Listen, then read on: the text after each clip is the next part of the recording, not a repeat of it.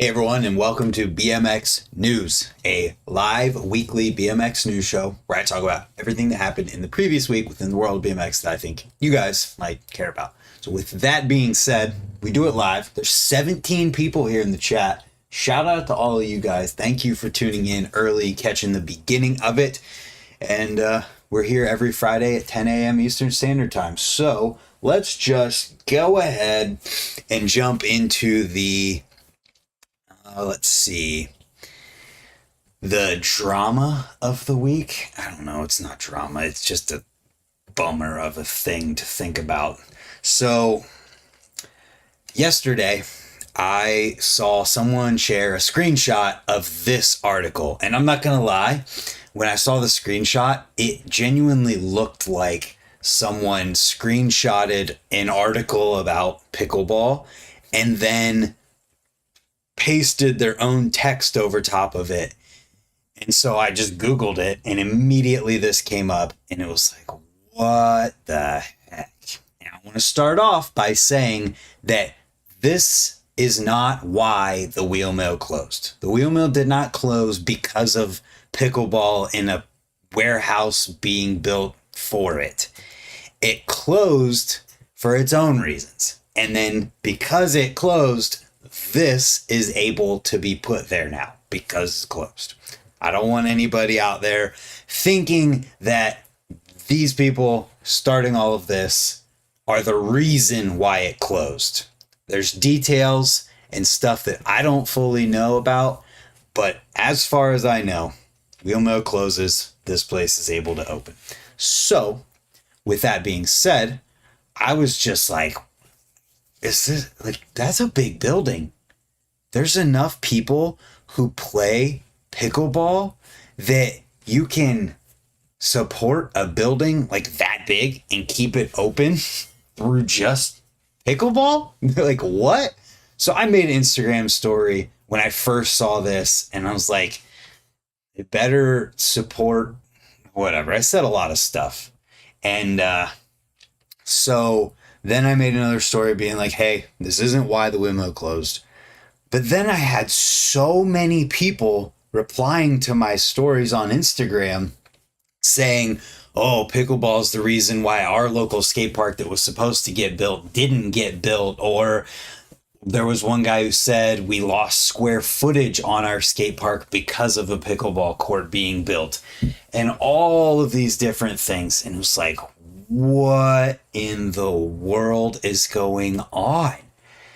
And that's where my clickbait title of this week comes from. Pickleball is ruining BMX/skate parks, because it's being put in literally not just in the wheel mill building.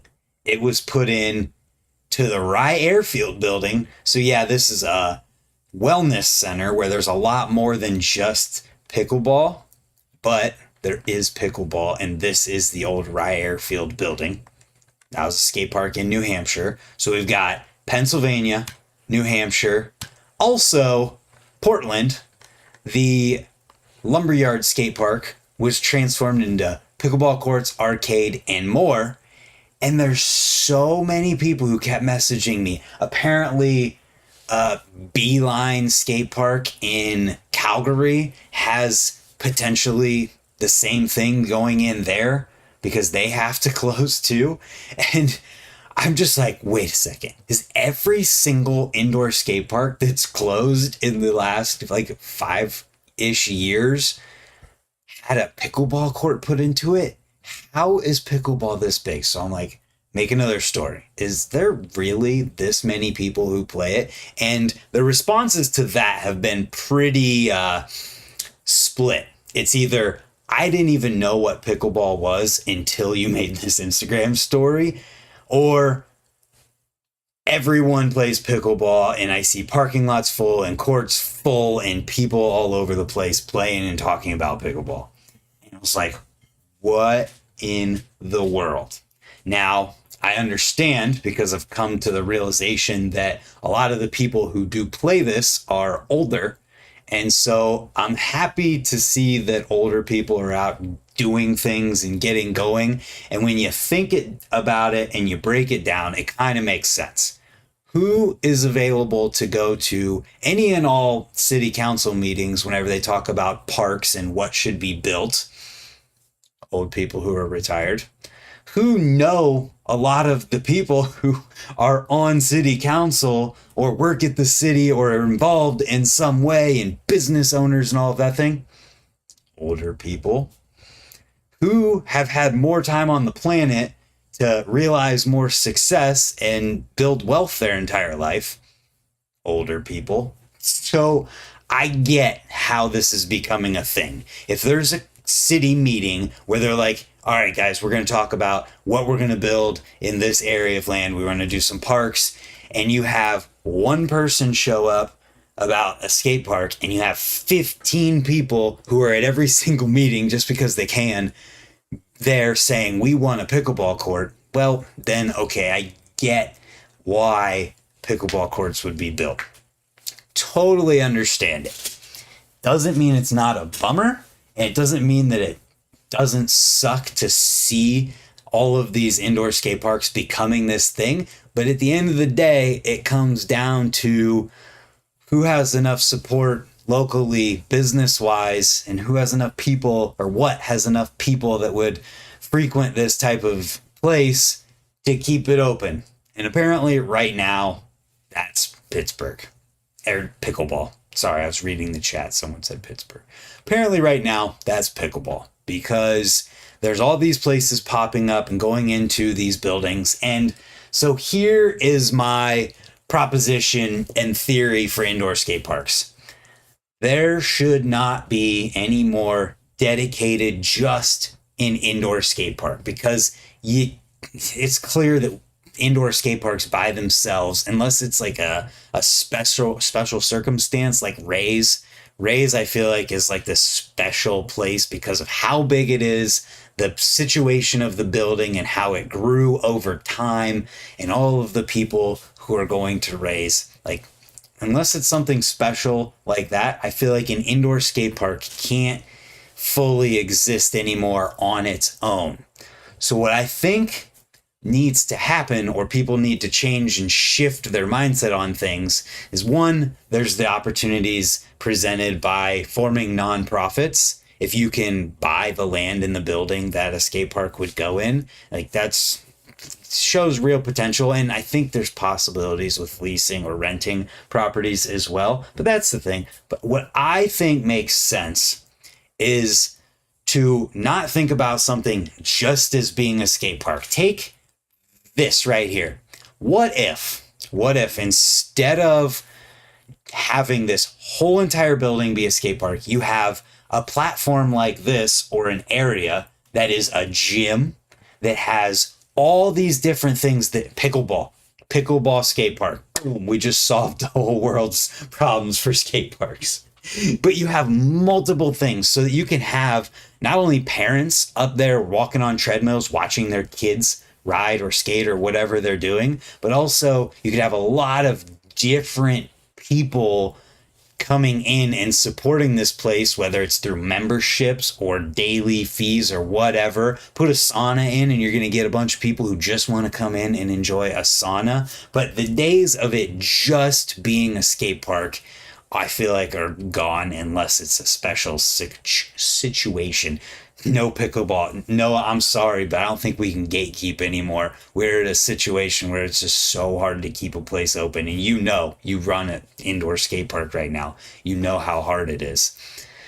So it's like maybe combining it. And I've always said that a skate park would have to be combined with another business, whether it's like a coffee shop or a pizza place or something that has a lot of people coming into it and paying for not the skate park part. And then you have the skate park as like the add-on, not the main moneymaker of the business. I think it would make sense. I mean, looking at this building, that would be perfect. You have the skate park down here. Yeah, maybe it's a little smaller, but Then you have treadmills up here and ways for parents to work out while they watch their kids. You probably have more kids getting involved because you'd have parents who are like, well, I want to go to the gym, but I can't because I have my kids and somebody has to watch them. And do gyms have daycare while we're working out? Well, I mean, kind of would if it was a skate park too, and they were just working out while their kid was down there doing whatever. Let's just rename BMX pickleball. Then we have all the spots to ride. That's funny. Swinging on site out of respect for the fallen skate park spirits. I get it. I start selling kendamas before I cohabitate with the pickle pricks. I get it. I get it. Totally understand. But it totally makes sense to have multiple things in one in order to keep something sustainable, because it's clear that indoor skate parks right now are just not sustainable until BMX can hopefully, grow and have more people in it and have enough people that would support it in an area. Clearly, there are areas where it works. What's it called? Joyride in Canada has a huge building, it seems, and seems like it's been doing okay.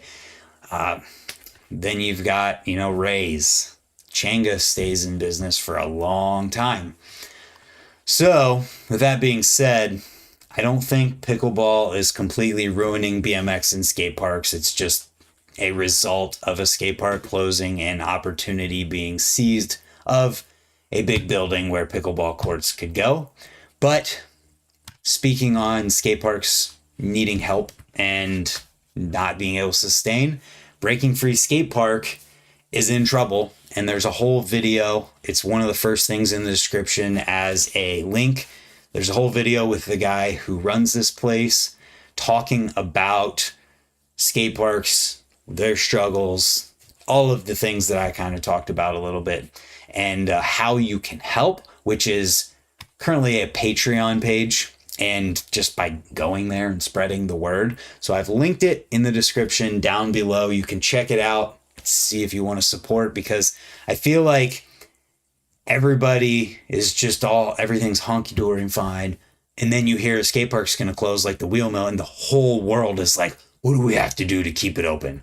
And I think the real mindset needs to be, what can we do right now to make sure they aren't ever in the danger of closing? So there's that. What's the chat saying right now? All serious though, this is the truth. Diversify that portfolio, baby. That's from The Scene's Not Dead. Indoor parks need to be all inclusive, skate, online, BMX, etc. too. Inline is what he meant. Yeah, I mean, that's definitely true.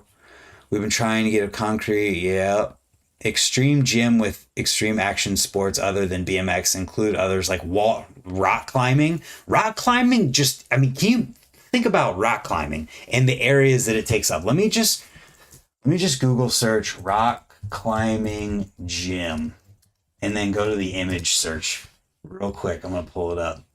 So check this out. If you look at rock climbing gyms, like this one, it doesn't even have to be on the inside part of the building. You could have rock wall all around the outer walls of this place with the skate park in the middle.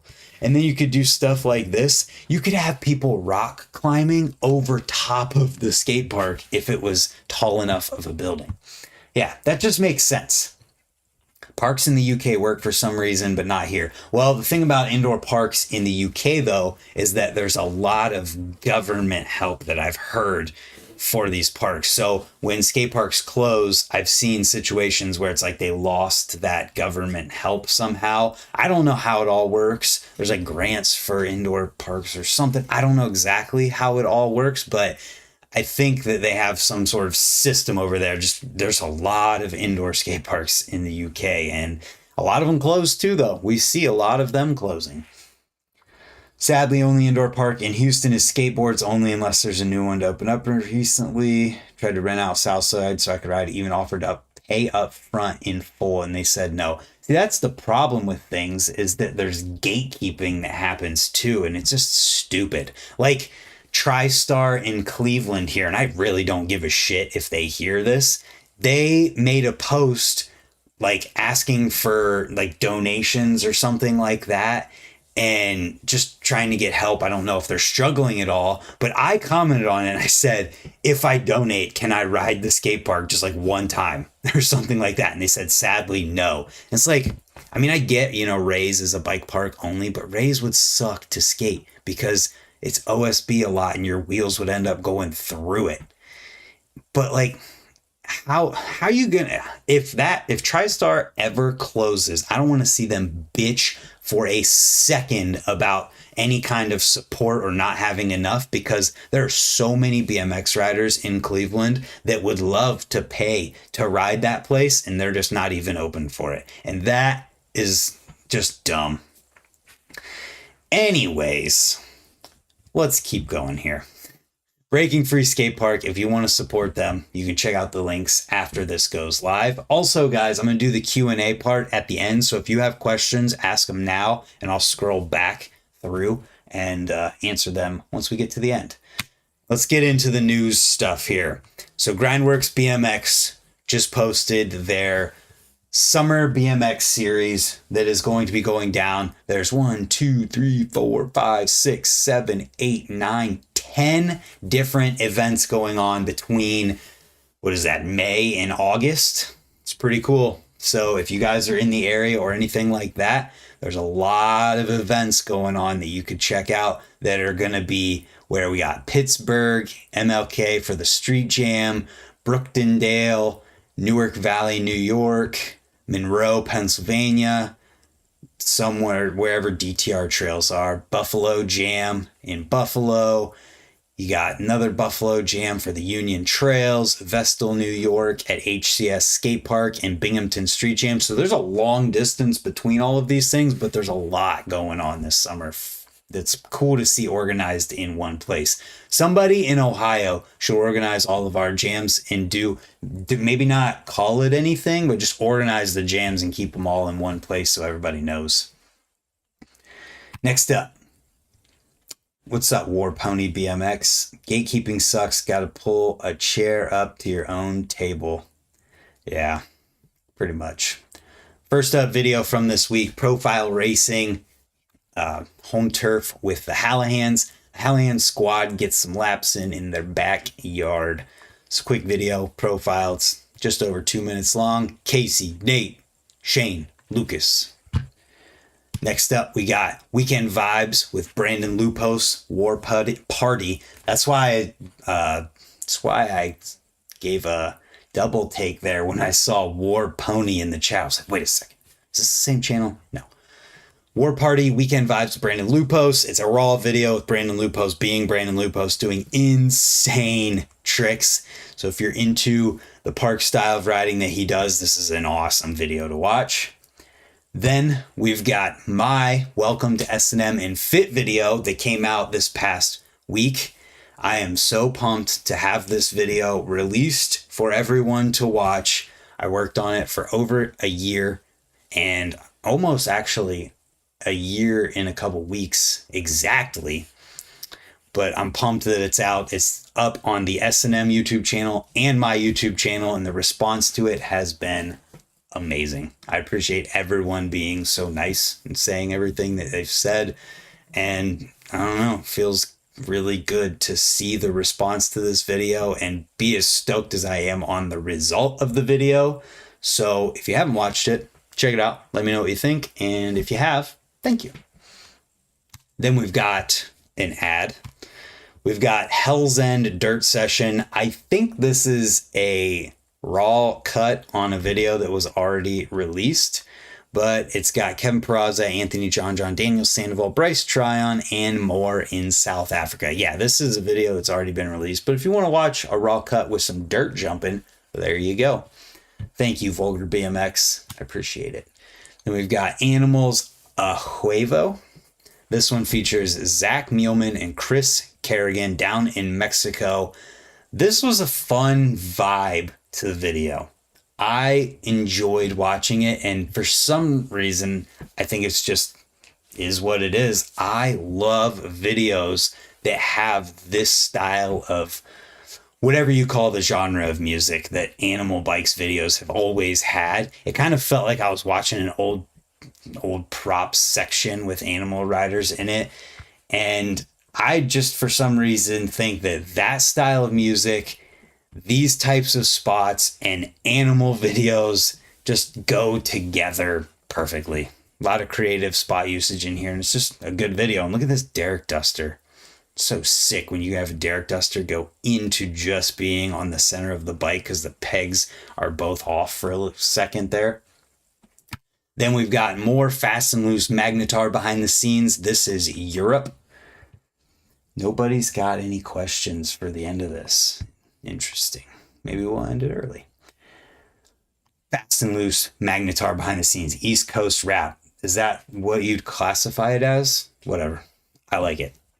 This is 16 minutes, 16 seconds behind the scenes. Check it out. I love that they've been releasing all of this, and they have so much footage. It's crazy. Outside with DeMarcus Paul in New York City. You can watch this one if you want to. It is 17 and a half minutes long. So there you go. If you want some longer videos, we're getting into the longer videos, and hot damn, we're almost at 50 people. Thank you guys for tuning in. Every Friday at 10 a.m. we do this. Tune in. And if one more person jumps in, we get 50. The like button does bring more people in. I hate saying it, but it actually does. And you can watch it happen. When the likes go up, the views also go up. Then we've got Chad DeGroot, 50 years of BMX. He is 50 years old, celebrating his 50th birthday. And this is a compilation video from this long ago with this footage through the years. Get into the high def standard 16:9 ratio, and you can watch this and see kind of a collection of Chad DeGroot's riding. And Chad, happy belated birthday. Then we get into the interview stuff from this week. First up, 10 questions with Killian Roth with Source BMX, the new Source BMX Pro. 10 basic questions. It's a short video, not even 3 minutes long, and you learn a little bit about him real quickly. Then we've got Inspired, the Scotty Kramer story from Monster. It's a story that's been told a few times, but it's never going to get old listening to it. And this was so well done.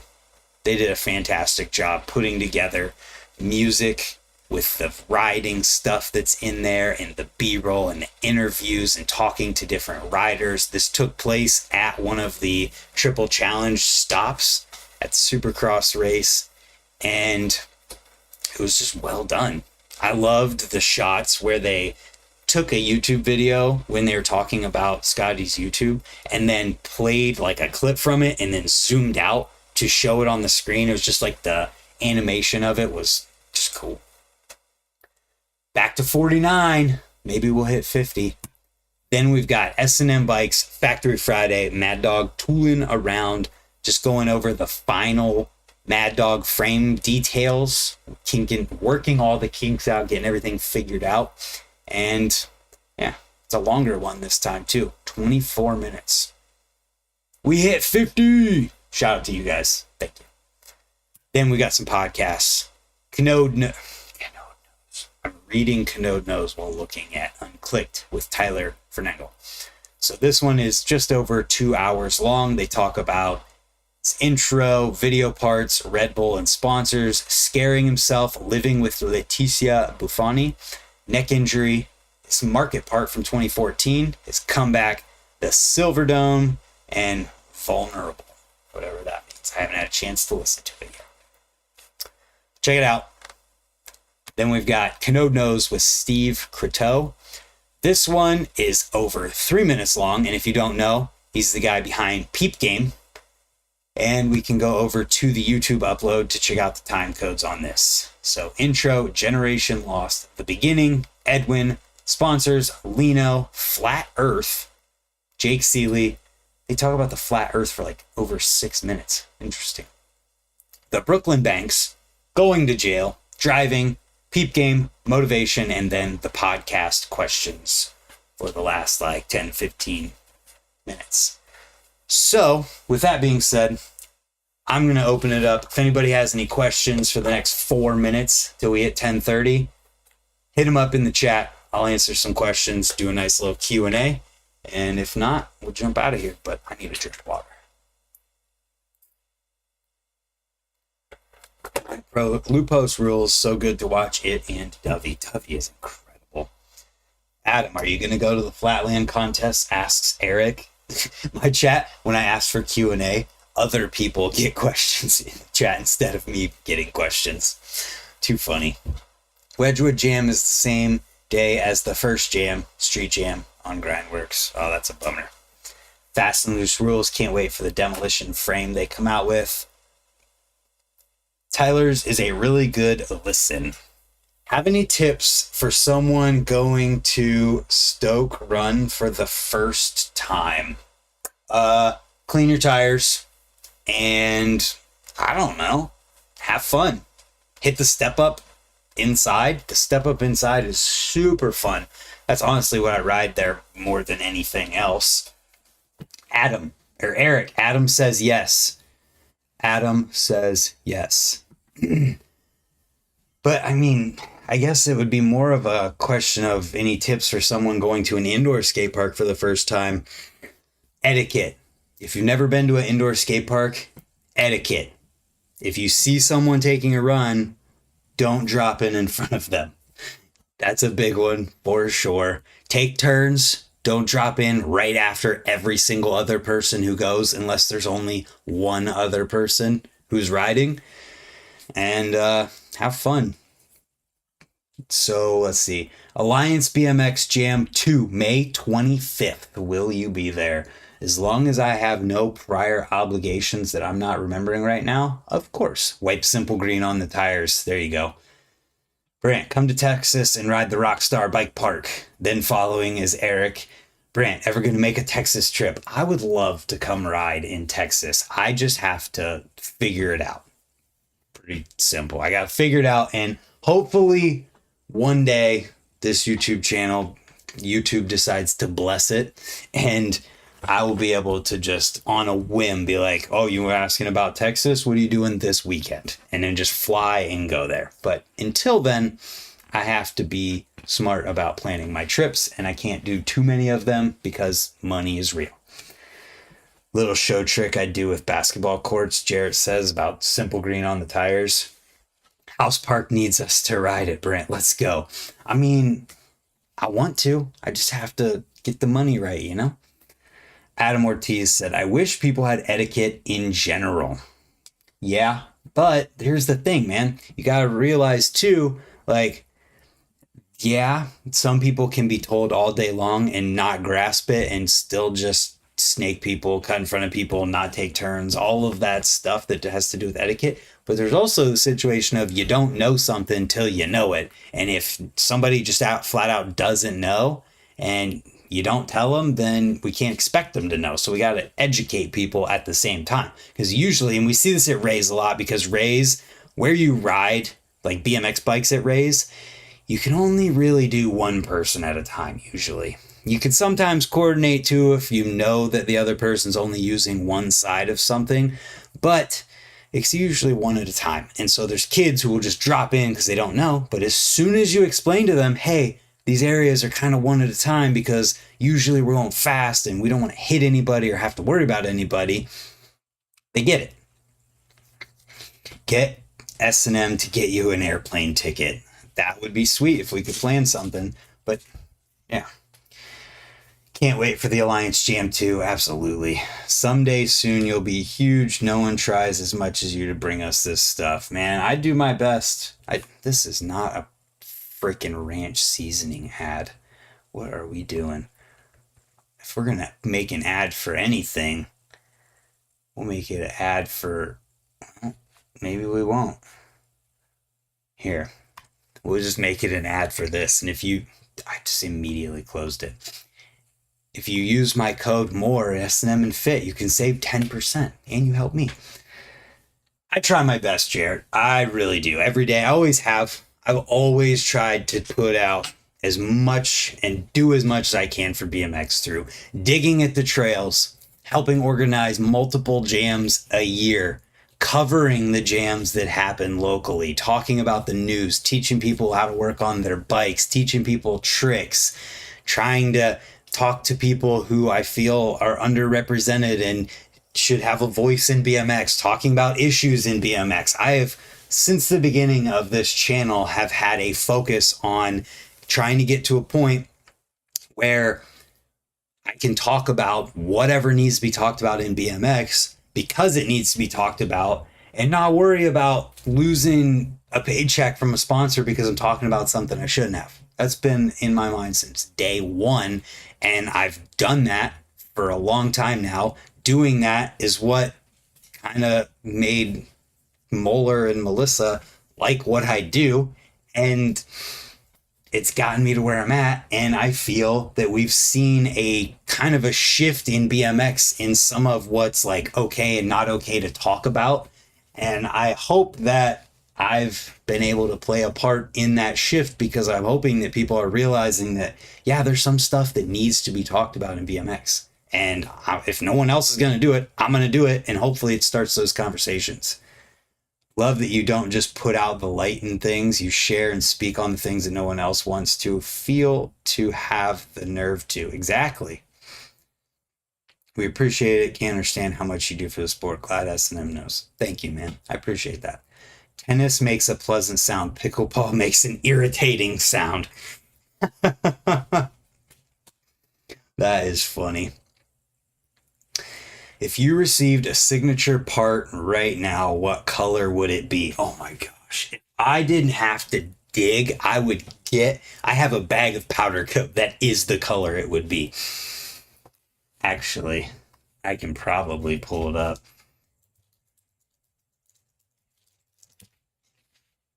It would be a repeat of a frame color that's already happened, but I don't care.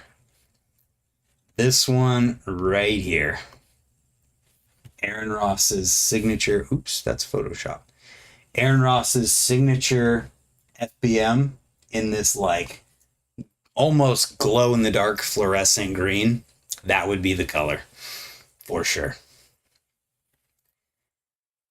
Oh, let's see. Influence the next generation of BMX to run front brakes. I mean, that's going to happen with Jake Calhoun and Trevor's Power Hour that I filmed last weekend. Holy power, was it powerful. All right. Anyways, guys, 10:34. I'm going to hop off here, record my React video for Sunday, and hopefully we'll see some of you guys tomorrow at Ray's, because it's going to rain here in Ohio, so I'm going to go head up Ray's. And yeah, thanks for tuning in. I appreciate all of you. There's still 40 people in here. Thank you to you guys. We'll be back 10 a.m. Friday, and maybe I'll do some more stuff at some point. I'm hopefully going to have a podcast next week. Yep.